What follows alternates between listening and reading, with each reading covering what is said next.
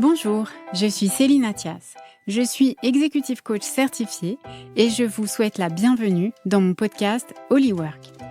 Avec Hollywork, je vous invite à rendre vos journées de travail aussi épanouissantes que vos journées de vacances. Dans cette deuxième saison, à travers les témoignages de mes invités et aussi les épisodes solo, nous allons explorer comment évolue le monde du travail et découvrir de nouvelles clés pour vous aider à progresser. Alors, si vous avez envie d'ajouter une dose de joie dans votre quotidien professionnel, vous êtes au bon endroit. C'est parti pour un nouvel épisode. Allez, c'est parti. Bonjour à tous. J'espère que vous allez bien aujourd'hui, que vous avez la pêche à l'heure où vous écoutez cet épisode. En tout cas, moi, je suis très heureuse de vous retrouver et je vous souhaite la bienvenue dans ce nouvel épisode Hollywork, le podcast où on explore l'évolution du monde du travail et où on se demande comment donner du sens à sa carrière et comment s'épanouir dans son travail. Tout un programme. Alors aujourd'hui, on va parler storytelling. Le storytelling, c'est un mot souvent utilisé pour quelque chose qu'on ne sait pas toujours bien faire, auquel on est pourtant exposé 24 heures sur 24 dans les médias et avec la quantité astronomique de contenu qu'on consomme tous les jours. C'est un élément qui peut vraiment nous aider à gagner en impact et à faire la différence dans notre carrière ou même dans notre vie de manière plus globale. Et en fait, je suis vraiment heureuse qu'on puisse se poser sur ce sujet aujourd'hui. Et pour nous éclairer, j'ai le plaisir de vous présenter notre invitée du jour. Elle a été comédienne, aujourd'hui elle est conférencière, coach en prise de parole. Et pendant le confinement, elle a créé et animé le sommet Grandeur d'âme. Elle a aussi créé 2 podcasts qui sont vraiment géniaux, Les Indomptables et La langue bien pendue. J'ai nommé Marielle Lieber-Claire. Bonjour et bienvenue à toi, Marielle. Bonjour Céline. Et merci d'avoir accepté mon invitation. Ouais, merci de m'accueillir dans ton podcast. Alors, je suis très heureuse de te recevoir et je voudrais dédier ce podcast à la personne qui nous a permis de nous rencontrer, Isabelle Stemmer, que j'ai interviewée dans l'épisode consacré au réseautage. C'était le numéro 16. Et voilà, merci Isabelle. Merci Isabelle. J'ai fait une super rencontre grâce à toi. Alors avant qu'on rentre dans la thématique du jour, est-ce que tu veux bien nous raconter rapidement ton parcours, qui tu es ? Oui, absolument. Alors, je vais faire un petit raccourci parce que sinon ce serait trop long. Depuis l'âge de 14 ans, je voulais être artiste. Mes parents n'étaient pas trop pour, comme beaucoup de parents qui ont peur que leurs enfants se dévoient, ne gagnent pas leur vie, etc. en faisant des métiers artistiques. Donc, ma première partie de carrière, on va dire les 7 premières années de ma vie professionnelle, j'ai travaillé dans la com et dans la pub, où j'ai été très malheureuse. Et ensuite, j'ai tout envoyé balader à l'aube de la trentaine pour faire une école d'art dramatique. Et je suis devenue comédienne. Voilà, j'ai exercé ce métier que j'adorais et que je continue d'adorer, même si je ne l'exerce plus, pendant 16 ans.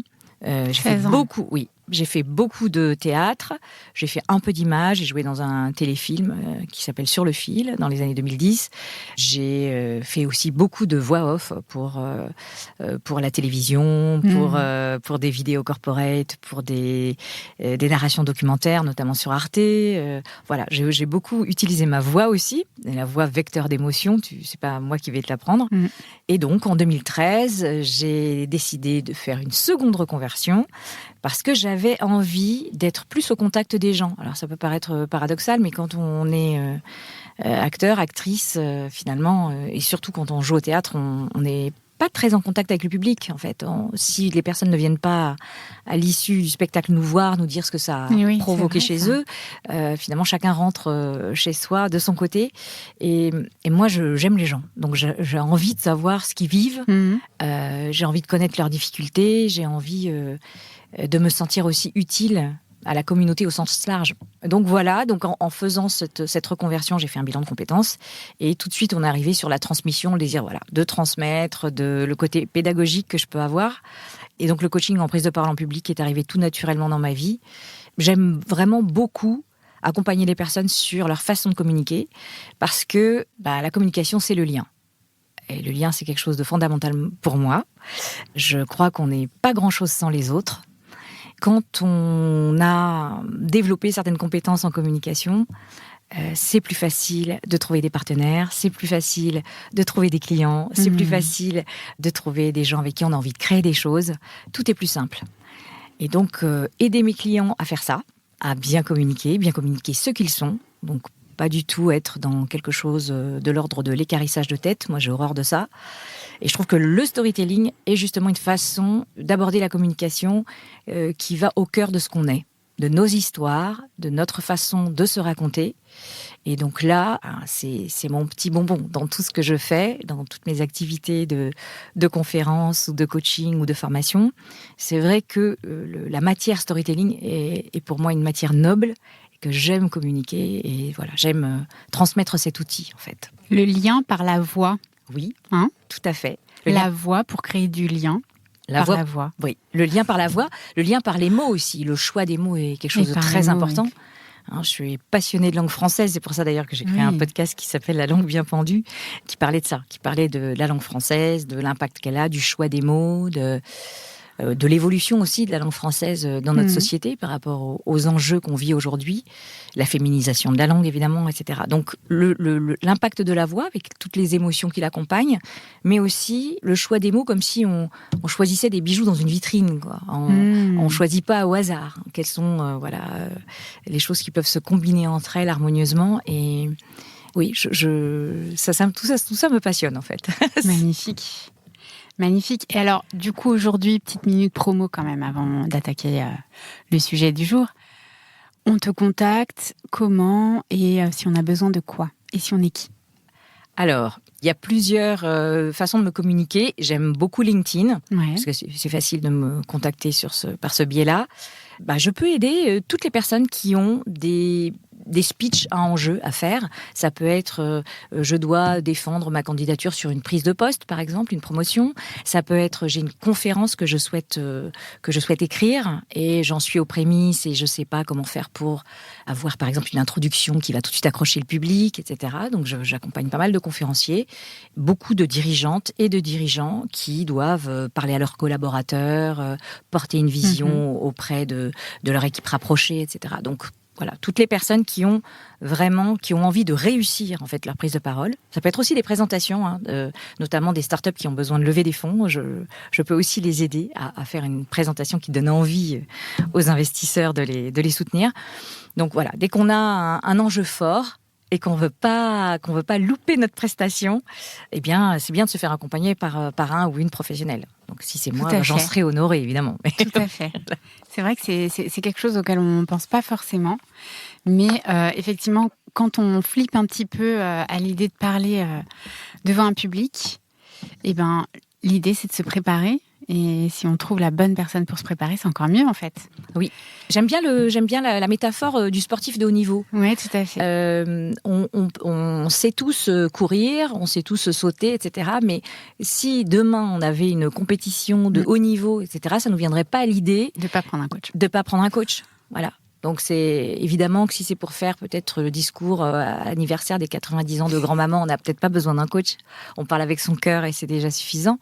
Mais si c'est un enjeu qui peut avoir des conséquences beaucoup plus importantes, moi je conseille quand même de se préparer. Alors parfois il y a des personnes qui se préparent avec des proches, pourquoi pas. Si on a autour de soi des personnes qui ont un regard à la fois bienveillant et pertinent, qui peuvent nous donner des retours sur ce qu'on fait, c'est aussi possible. Voilà, je pense que en tout cas, se préparer, c'est capital. Ouais, tu es une experte pour poser sa voix et choisir ses mots. Oui, absolument.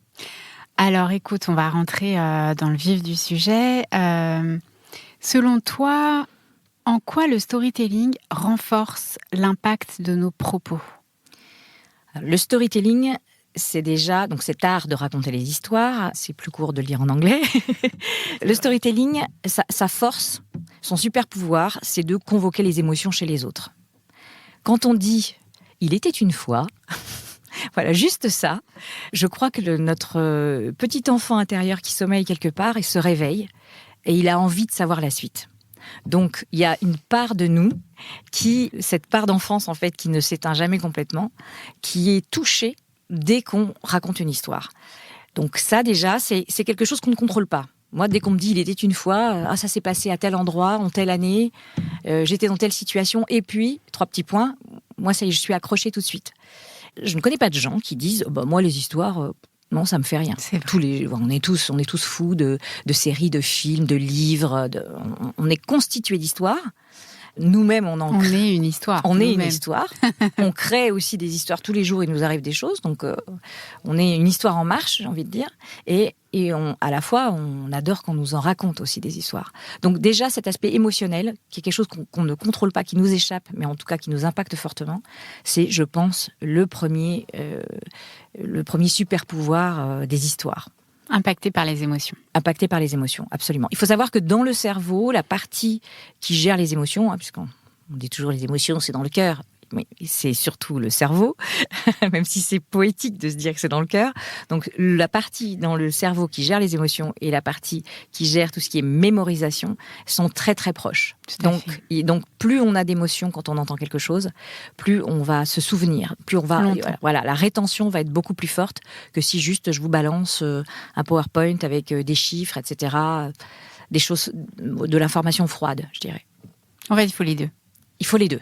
En vrai. Bien sûr, il faut les deux.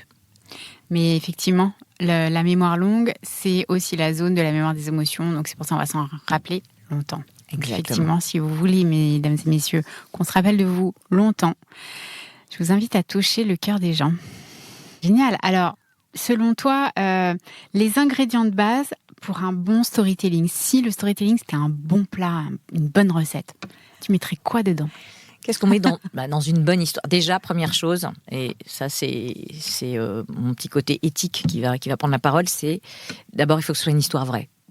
Je connais beaucoup de gens qui me disent « Ah, mais c'est une histoire que j'ai entendue, mais je vais dire que ça m'est arrivé à moi et tout ça. » Je dis « Tu as suffisamment d'histoires intéressantes à raconter pour pas aller bricoler un truc qui va sentir le faux et dans lequel tu vas pas pouvoir toi-même en tant que raconteur d'histoire t'investir parce que ça te sera pas vraiment arrivé. » Voilà.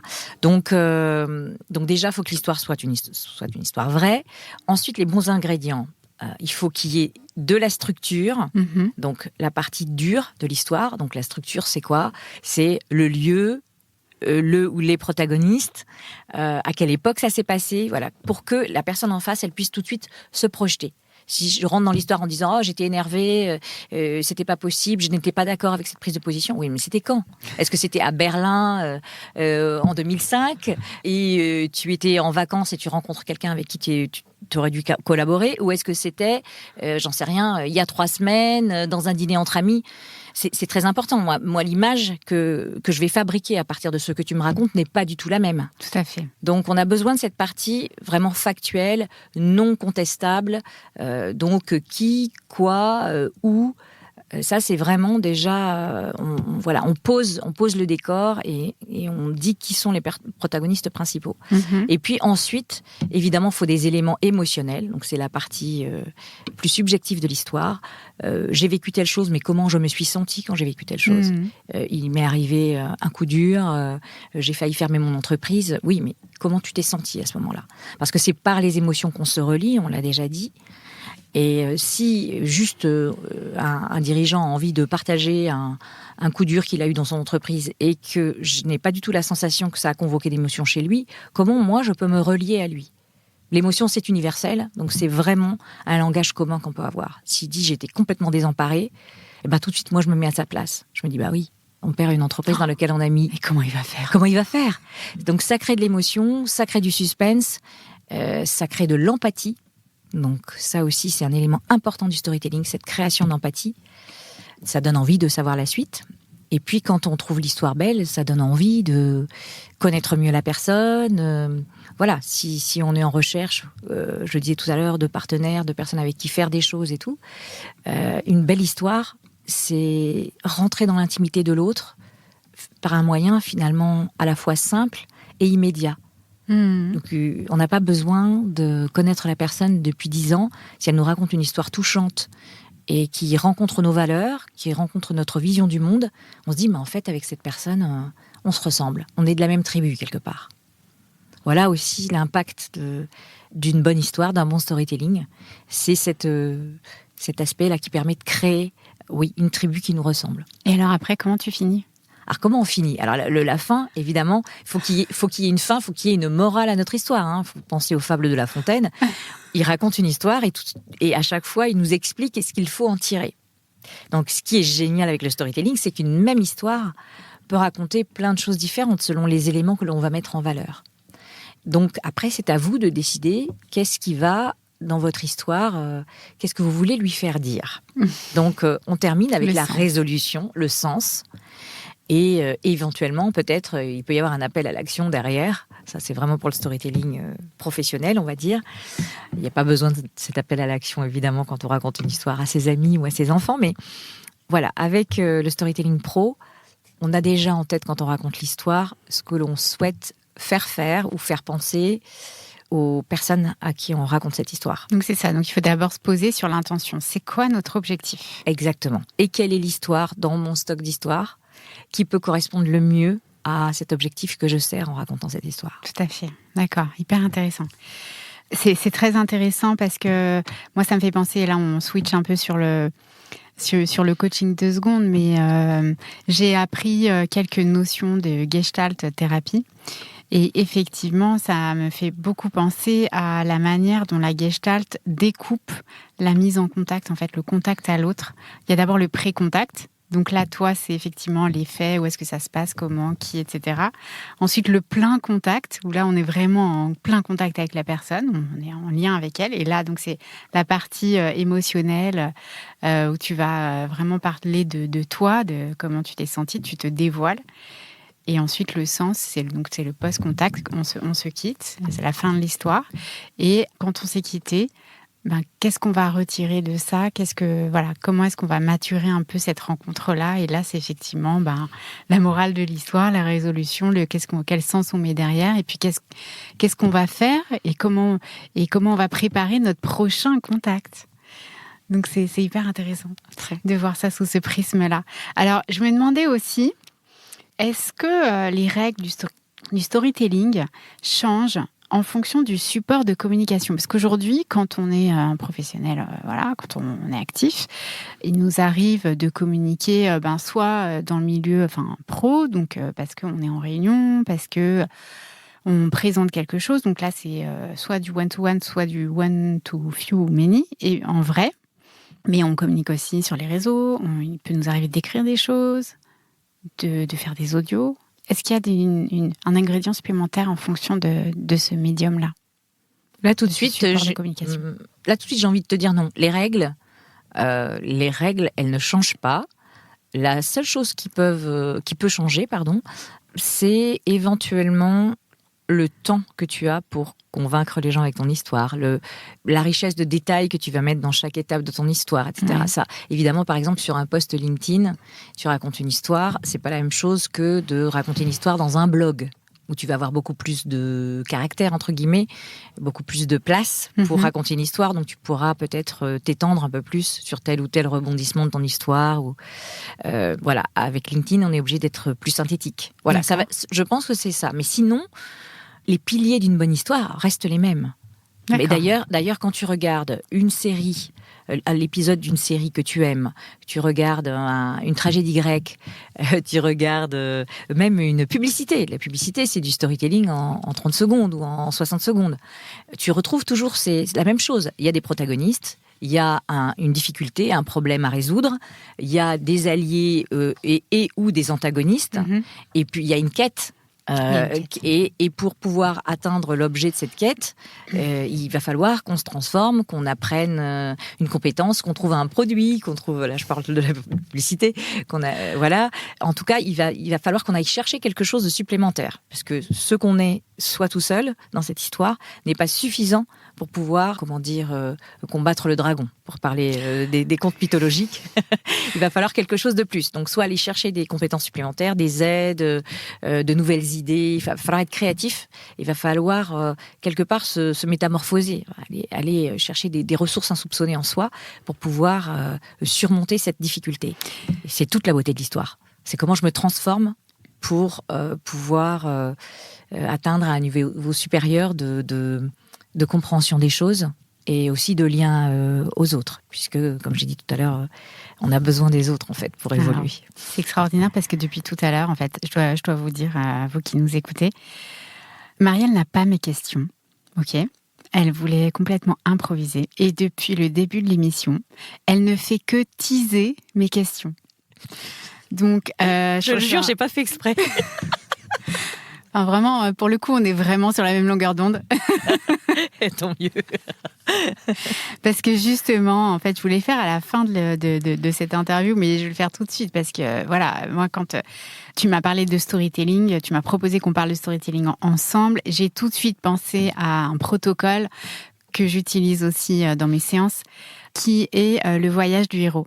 En fait, voilà, c'est un protocole de coaching bien particulier qui a été créé par Joseph Campbell, oui. Donc tu connais. Bien sûr. Et voilà, et qui dit que en fait toutes les histoires, quelles que soient, enfin voilà, en fait il a fait des recherches sur toutes les histoires et les mythes qui existent depuis des centaines et des milliers d'années en fait. Elles ont toutes la même structure. Et finalement, même nous dans nos vies, qui sommes nous-mêmes des histoires vivantes, on copie cette structure. En fait, je sais pas, comment est-ce qu'on peut dire ? On transpose en fait cette structure-là dans nos expériences. Et en fait, il y a 6 étapes. La première, c'est la situation de départ. Donc, on marche dans la rue, voilà. On entend l'appel. Donc là, il se passe quelque chose et on se dit tiens, et si c'était différent ? Et si il se passait autre chose ? Et là, il y a un moment, le héros, en fait, il part vers sa quête. Et là, pour se sentir prêt à partir vers sa quête, il doit traverser un seuil. Et donc, quand il traverse ce seuil, c'est qu'il est prêt à y aller. Ensuite, dans sa quête, il va rencontrer des gens qui vont l'aider. Et ensuite, avec tout ce qu'il aura appris de ses rencontres et de ses expériences, il va être prêt à faire face à son dragon. Donc, c'est l'épreuve ultime. Et moi, à chaque fois, je pense à Mario Bros à la fin, où il y a le dragon à la fin de l'étape, là, où on doit le tuer, tout ça. Moi, à chaque fois, je pense à ça, mais c'est ça, en fait. C'est vraiment affronter son dragon. C'est le truc qu'on n'a jamais osé faire, la personne qu'on n'a jamais affrontée, la situation qu'on n'a jamais osé vivre, tellement ça nous paraît incroyable. Et une fois que on a suffisamment cherché, on s'est suffisamment fait aider par nos alliés qui nous entourent et qu'on peut rencontrer pour être armés, là on y va. Et ça y est, on a résolu notre problème. Et la fin, super importante, c'est que le héros revient toujours. Il a accompli sa quête et après il revient pour apporter ce qu'il a appris aux siens. Pour contribuer, oui. Pour contribuer. Pour transmettre et pour contribuer. Donc voilà, donc en fait, chacun, dans notre étape de vie, on est à une certaine étape de cette quête. Et c'est génial d'explorer ça en coaching et de se dire, ok, allez, je vais passer à l'étape suivante. Voilà, bon, bref. Voilà, je voulais partager ça à la fin, mais je pouvais pas m'empêcher de le dire maintenant parce que c'était tellement adapté. En fait, la force de Campbell, d'abord, Campbell, il a rien inventé. Je ne souhaite pas du tout lui retirer tous les apports. C'est vraiment le maître de notre storytelling contemporain. Mais je dirais qu'il a identifié quelque chose qui existe et il l'a mis en forme avec beaucoup de talent. Et il a permis à des générations ensuite d'auteurs, de scénaristes, etc., de pouvoir reprendre ça. En fait, il a identifié ce pouvoir du cycle. Le cycle est partout dans la nature, dans l'être humain. Surtout nous les femmes, le cycle, ça nous parle. Peut-être de façon plus concrète que ces messieurs, mais en tout cas, le cycle existe. Que ce soit le cycle des saisons, le cycle... Tout est cycle. Voilà, tout est cycle. La naissance, la vie, la mort, tout ce qu'on peut vivre. Le cycle d'apprentissage, quand on démarre, quand on apprend à conduire, etc. On a cette période où on se dit, est-ce que je vais y arriver ? Donc on vit notre voyage du héros à chaque fois qu'on est confronté à une situation qu'on ne maîtrise pas, qui nous arrive, que l'on subit dans un premier temps, et il va falloir faire quelque chose pour transformer ce coup du sort en coup de chance. Exactement. Et donc les étapes que tu as décrites, c'est ça. C'est intéressant de se rendre compte que ce cycle-là, il est partout. Et à chaque fois, effectivement, dans notre vie, qu'on vit quelque chose, on se dit, voilà, ça y est, je suis dans un nouveau cycle, je suis dans un nouveau voyage du héros, comment je vais m'en sortir, quelles sont les personnes qui peuvent être des personnes ressources pour moi, qu'est-ce que je dois transformer, soit dans ma façon d'être, soit dans ma façon d'agir, pour faire de cette tuile quelque chose d'apprenant pour moi. Oui, d'apprenant pour moi et éventuellement même de contributeur pour les autres. Cette chose autour de la contribution est très importante et Joseph Campbell le dit avec force et c'est pour ça que je l'aime particulièrement. Beaucoup de gens parlent de storytelling, il y a plein de livres sur le storytelling, mais il y a cette dimension quasi spirituelle chez Campbell qui me touche et qui dit qu'en fait, quand on a appris quelque chose de notre voyage, d'un cycle de vie, c'est aussi pour le redonner, pour transmettre notre expérience aux autres. Et là, je pense à une série que je te recommande si tu ne l'as pas vue sur Apple TV, qui s'appelle They Call Me Magic. Donc, c'est sur Magic Johnson. Et vraiment, c'est vraiment le héros, quoi. Enfin, donc, je vous en dis pas plus, mais je vous recommande vraiment de la regarder si vous avez la possibilité de le faire. Alors, nous revenons à nos moutons, storytelling. Et donc, tu sais qu'aujourd'hui, le contexte économique et du monde des entreprises est en pleine mutation. Les chiffres montrent que finalement, on est proche du plein emploi, mais en même temps, les chefs d'entreprise, ils peinent à trouver des collaborateurs et à les fidéliser. Et d'un autre côté, le nombre de freelances et d'indépendants explose. Et donc, je dirais que finalement, les acteurs du monde du travail, ils sont en train de revoir un peu leur posture. Chacun est en train de... Donc, dans ce contexte-là, j'imagine que le storytelling peut tous nous aider, quelle que soit notre situation et notre est-ce qu'on est indépendant ou pas, est-ce qu'on est dirigeant ou salarié. Le storytelling peut nous aider à faire la différence. Et donc, je voulais un petit peu t'amener à ça. Et te poser la question, quel ingrédient est-ce qu'on peut ajouter, si on parle toujours de cuisine, j'adore cuisiner, si on est un dirigeant et qu'on cherche à convaincre ses équipes du projet de l'entreprise, comment est-ce qu'on les embarque et comment on les motive ? Alors, là, je pense que l'important pour un dirigeant, c'est vraiment de se dire quelles sont les valeurs qu'il a envie de transmettre. Déjà, les valeurs qui l'animent, lui, profondément. Ouais. Et là, je ne parle pas de marketing, je parle vraiment de vraies valeurs profondes qui sous-tendent ces actions depuis toujours.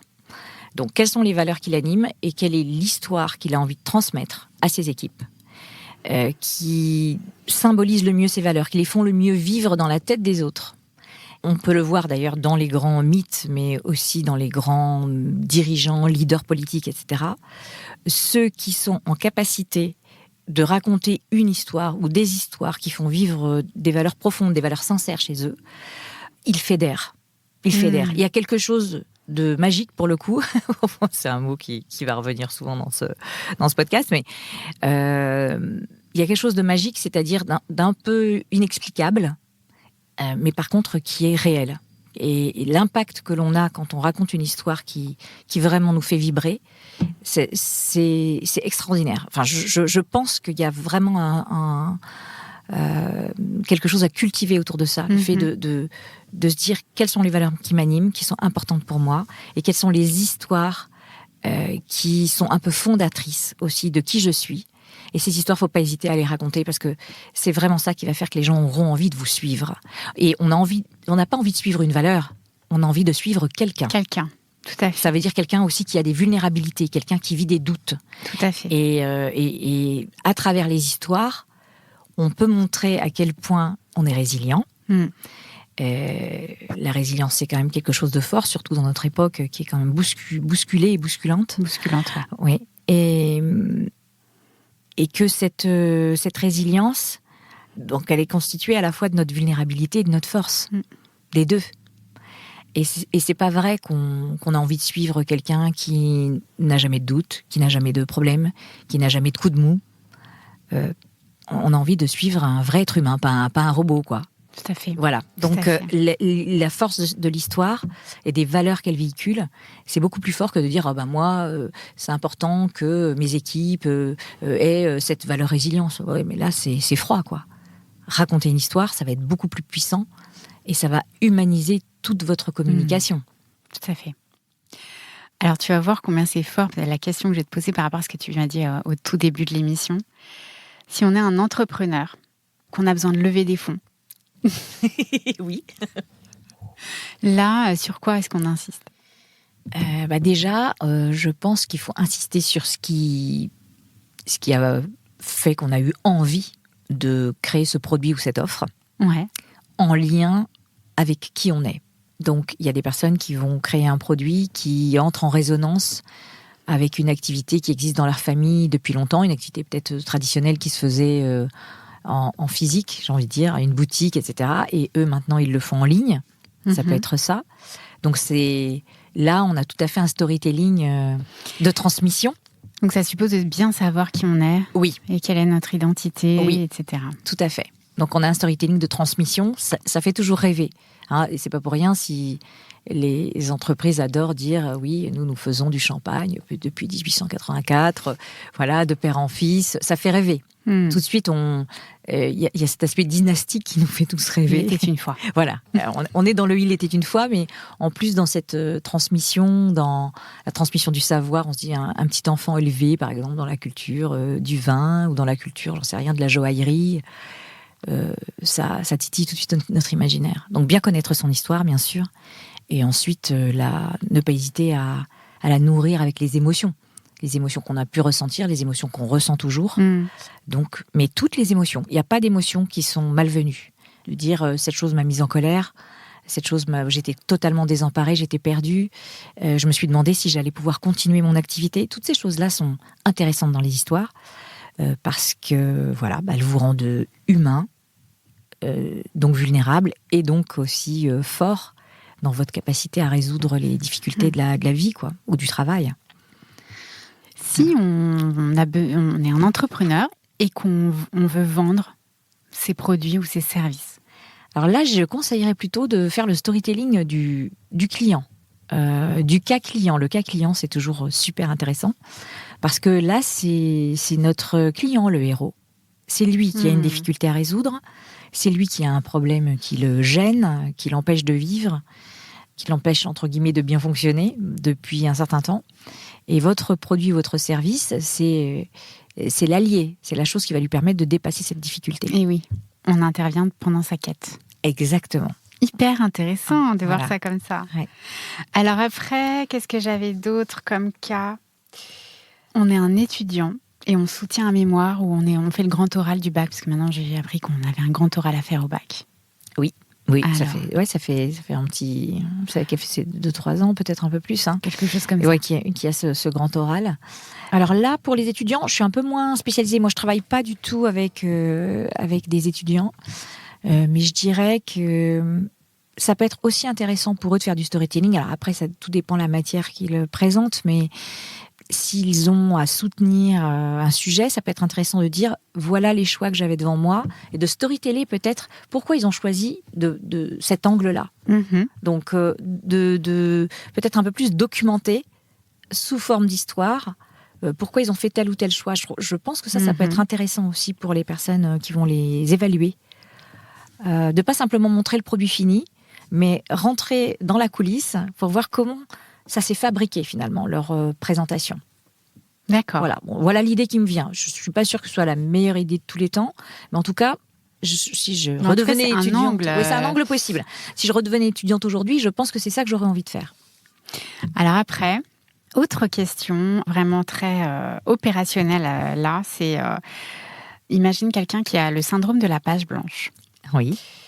Est-ce que tu as il y a des choses que tu mets en place pour lancer la machine? Est-ce qu'il y a par exemple des expressions, tu dis bon allez, je commence par ce mot-là et ça va venir.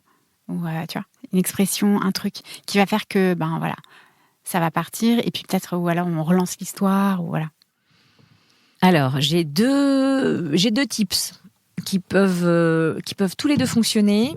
Ça dépend dans quel état de détresse on est face à sa page blanche.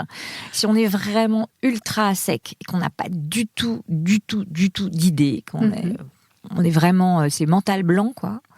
Je dirais que ça peut être intéressant de prendre une feuille et de se dire je ne juge absolument pas ce que je vais écrire. Je vais commencer par écrire, je ne sais pas quoi écrire. Et je me force pendant un quart d'heure à ne pas lever le stylo et je dis à dessein un stylo, pas un clavier. Hein. Donc, pour faire ce geste physique. Et je vais écrire, je ne sais pas quoi écrire, je ne sais pas pourquoi. Aujourd'hui, je n'ai rien à dire, en tout cas rien à dire d'intéressant. Et je lève pas le stylo, je continue d'écrire jusqu'à ce qu'il y ait quelque chose qui arrive. Parce qu'il va forcément y avoir quelque chose qui va arriver. Personnellement, ça ne m'est jamais arrivé de commencer comme ça, en disant je ne sais pas quoi écrire, et qu'il n'y ait pas quelque chose au bout d'un moment. C'est comme si vous tirez une pelote de laine en espérant avoir quelque chose un nœud, quelque chose d'intéressant.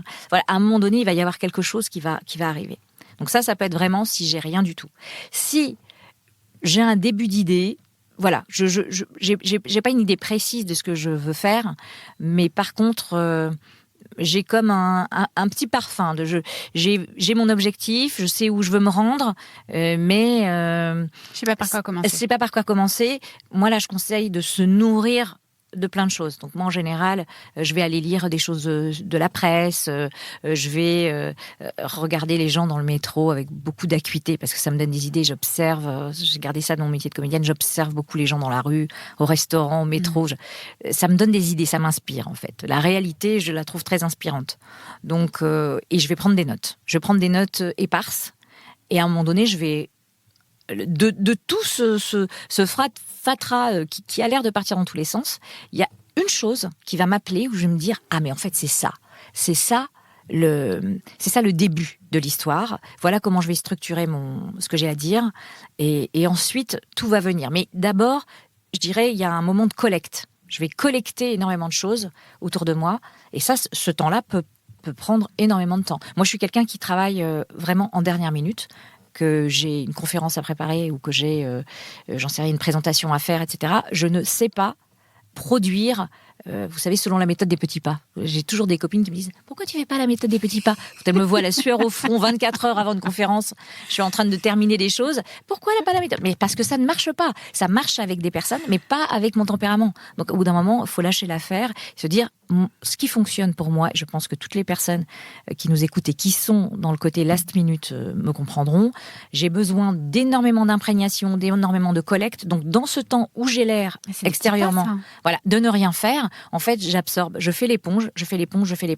Et par contre, au dernier moment, la pression de la deadline me rend créative et me permet, à partir de tout ce que j'ai collecté, ce que j'ai vu, ce que j'ai noté, les choses qui m'ont fait rire, les choses qui m'ont ému, tout à coup, je peux synthétiser ça en une histoire, en une matière qui va être intéressante.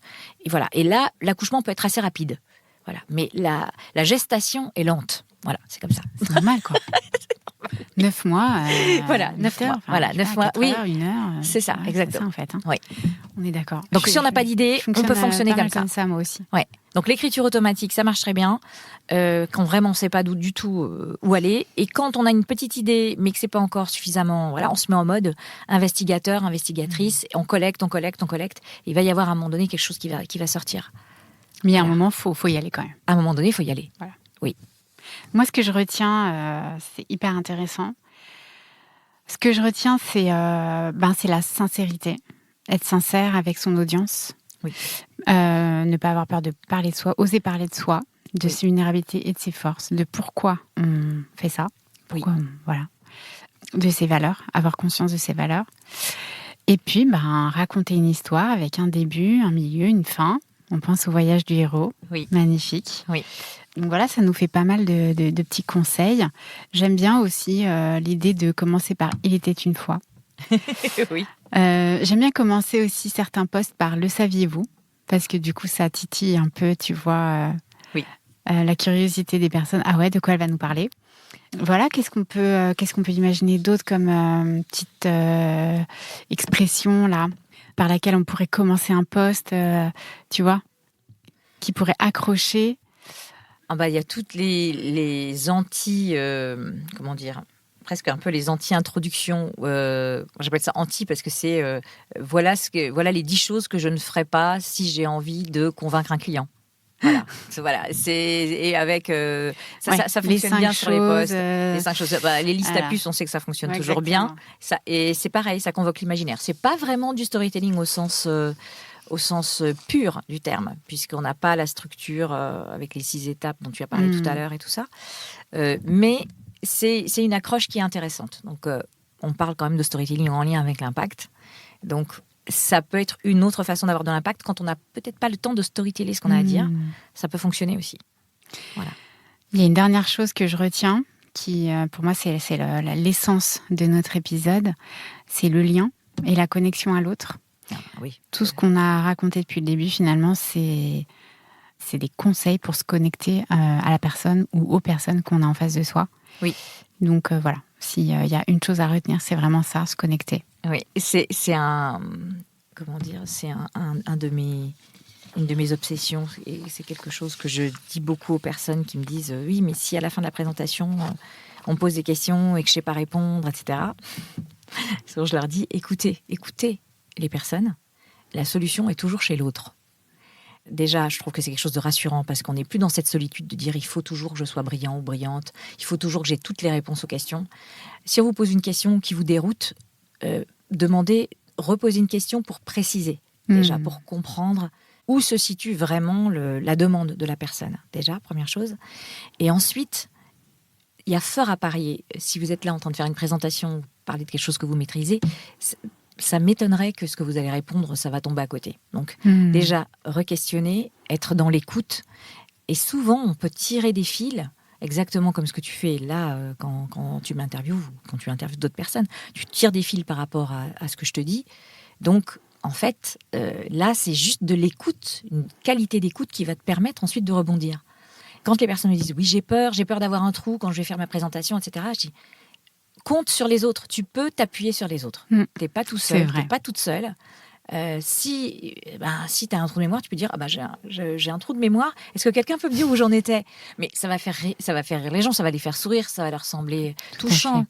Donc, ne pas considérer l'auditoire ou nos interlocuteurs d'emblée comme des ennemis ou comme des juges, mais plutôt se dire ce sont des alliés. Je pars du principe, à chaque fois que je vais parler devant un auditoire, je pars toujours du principe que ce sont des alliés, que ces gens vont bien aimer, qu'ils vont apprécier ce que j'ai à dire, qu'ils vont apprendre quelque chose. Je ne commence pas à me mettre en difficulté moi-même en me disant « Ah, mais si ça se trouve, ils vont trouver ça nul. » Enfin, ça, ce sont des choses qui me font perdre mes moyens, comme à tout le monde. Tout à fait. Donc, je pars du principe que j'ai un public bienveillant, qu'ils sont là, donc a priori, ils sont intéressés par ce que je vais dire. Et moi, je suis que dans la joie du partage à ce moment-là. Et voilà. Donc, c'est certainement imparfait ce que je fais, mais en tout cas, ça vient du cœur. Et donc, j'espère que ça rejoint le leur de cœur. C'est fait pour. La joie du cœur. Oui. J'adore. Est-ce que tu es prête pour mes petites questions, les Holy Questions ? Les Holy Questions, allons-y. Bon, pareil, tu ne les as pas reçues avant, donc là, c'est vraiment de l'impro, là. Oui, total. Alors, qu'est-ce qui t'anime dans ton job au quotidien ? Le lien. Le lien. Oui.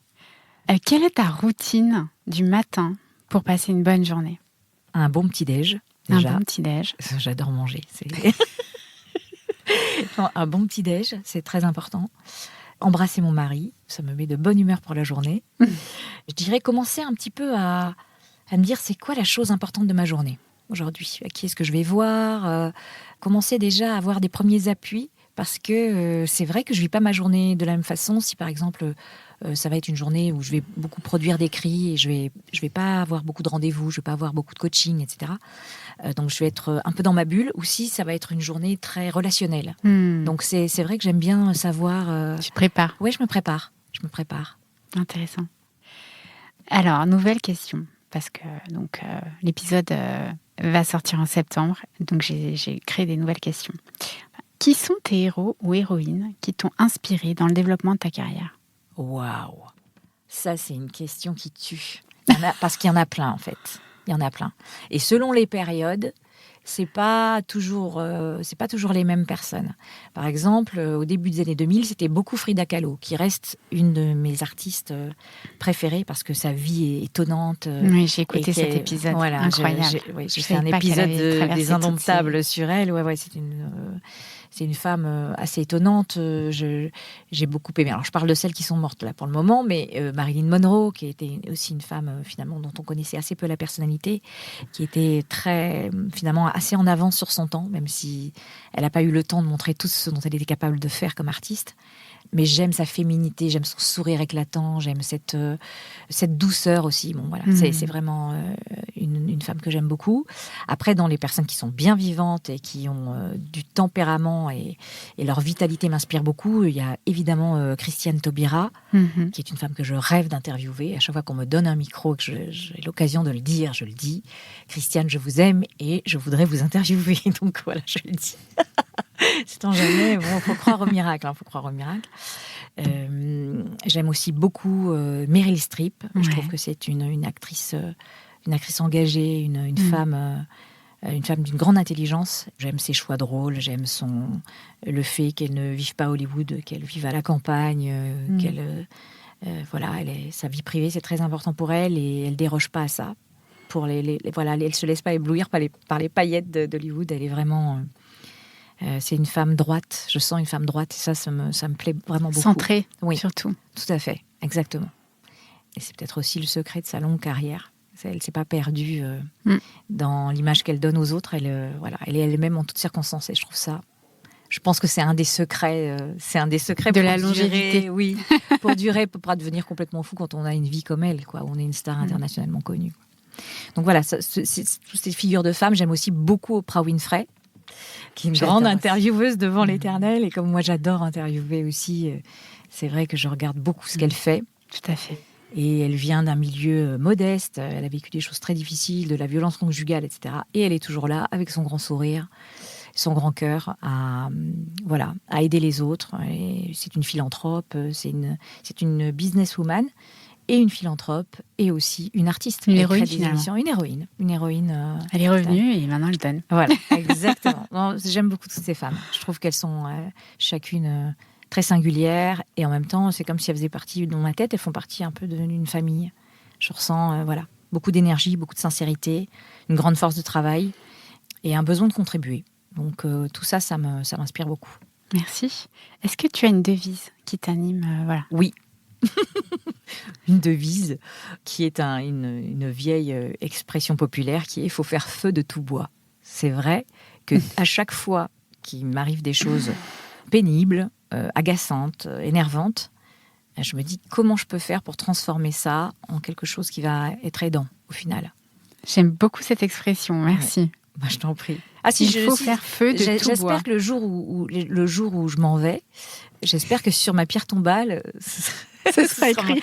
Elle a fait feu de tout bois. Franchement, je veux pas un truc hyper poétique. Hein. Ça, déjà, si elle écrit ça, je pense que je serais contente. Là où je serais, j'aurais un petit sourire en coin. Quel est le livre que tu nous conseillerais de lire pour booster notre carrière, pour un livre qui t'a marqué? Alors, j'aime beaucoup le livre de Florence Sandis, que j'ai eu la chance d'interviewer, qui s'appelle « Briser le plafond de verre ». Je trouve que ça reste un livre de référence, notamment pour les femmes. Ouais. Après, moi, je conseillerais, je sais que ça va paraître un peu étrange, mais je conseillerais de lire des biographies, ce que je fais régulièrement, des biographies de personnes que vous admirez. Parce que déjà, je pense qu'il y a une correspondance bien sûr certaine entre la personne que vous êtes et la personne que vous admirez. Il y a forcément un cousinage dans l'esprit, dans la personnalité, dans l'énergie. Et lire des parcours de vie comme ça, ça donne des idées. Ça donne des idées. On se dit, donc tel problème, il ou elle l'a résolu de cette façon-là. Donc voilà. Donc allez lire des histoires de vie de personnes que vous trouvez exceptionnelles, que vous trouvez intéressantes, que vous trouvez inspirantes, parce que ça va vous donner des idées. Et puis, de toute façon, vous les copierez pas, parce que la copie, ça n'existe pas vraiment. Ça va passer au tamis de votre propre personnalité, de vos propres envies, de vos propres goûts. Et ce que vous ferez ensuite, ce ne sera pas du clonage. Ce sera toujours vous, mais avec une petite couleur. Voilà, c'est un conseil d'ailleurs que je donne à mes clients quand ils ont peur de prendre la parole. Je dis, mais qui est-ce que tu admires comme orateur, comme oratrice ? Convoque cette personne au moment où tu vas parler. Moi, je fais ça avec Christiane Taubira notamment. Je me dis, mais qu'est-ce que Christiane ferait ? Comment elle aborderait le public si elle devait parler du sujet dont je vais parler ? Et donc, voilà, c'est un petit aspect magique, mais ça fonctionne. Super. Ça fonctionne très, très bien, ça. Alors, beaucoup plus futile, mais une chanson qui te donne la pêche. Alors, la chanson qui me donne la pêche, c'est « Le dernier jour du disco » de Juliette Armanet. J'adore. J'aime beaucoup, beaucoup, beaucoup cette artiste. Je la trouve extrêmement talentueuse. Et voilà, j'adore tout ce qu'elle chante. Mais alors, le dernier jour du disco, moi, je ne peux pas tenir en place. Alors, c'est impossible. Je suis très heureuse de pouvoir l'ajouter à la playlist Holy Work qui est sur Deezer. Je suis très heureuse d'ajouter Juliette Armanet, j'adore. Merci. Je t'en prie. Et alors, avant-dernière question, est-ce que tu penses à une personne que tu me conseillerais de contacter pour un prochain épisode ? Oui, la personne que je te recommande vraiment très chaleureusement d'interviewer, c'est Laetitia Vito, qui est une femme que j'aime beaucoup, qui est vraiment une spécialiste du future of work, comme on dit, et qui est très pertinente, très drôle, très intelligente. Et c'est toujours un bonheur d'échanger avec elle. Donc, merci. Donc, oui. Je pense que tu vas bien avec plaisir. Vous allez bien vous entendre, je pense.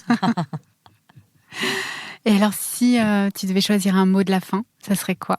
Ah, ce serait merci, évidemment.